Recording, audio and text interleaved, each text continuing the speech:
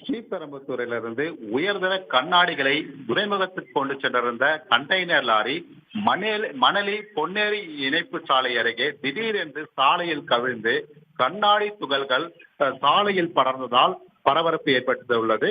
இதனால் மீஞ்சூரிலிருந்து வரக்கூடிய வாகனங்கள் சுமார் ஒரு மணி நேரத்திற்குமாக போக்குவரத்து பாதிப்பு ஏற்பட்டுள்ளது. சம்பவ இடத்துக்கு வந்த மணலி போக்குவரத்து போலீசார் கொட்டி கிடந்த கண்ணாடிகளை ஜேசிபி இயந்திரம் மூலம் அள்ளி சரி செய்யும் பணியில் ஈடுபட்டு வருகின்றனர்.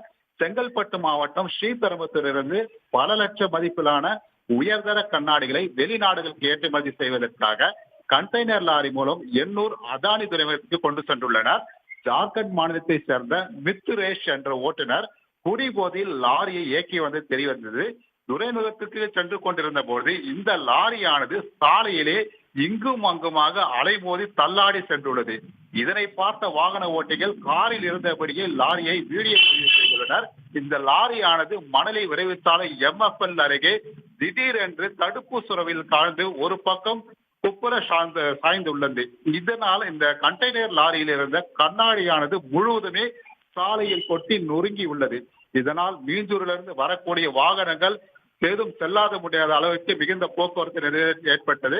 உடனடியாக மணலி போக்குவரத்து போலீசார் ஜேசிபி இயந்திரங்கள் மூலம் அந்த கண்ணாடி துகள்களை அகற்றும் பணியில் ஈடுபட்டு வருகின்றனர். குறிப்பாக இப்பகுதியில் அதிக போக்குவரத்து நெரிசல் இருந்த நிலையில் இந்த தற்சமயம் அந்த நிலையில் லாரி கவிழ்ந்த பொழுது எவ்வித வாகனங்களும் அங்கு இயக்கப்படாததால் நல்வாய்ப்பாக எவ்வித அசம்பாவித சம்பவங்களும் ஏற்படவில்லை. ஓட்டுநர் முழுவதுமாக குடிபோதையில் வாகனத்தை இயக்கியதனால் இந்த விபத்து ஏற்பட்டதாக முதற்கட்ட விசாரணையில் தெரிய வருகிறது.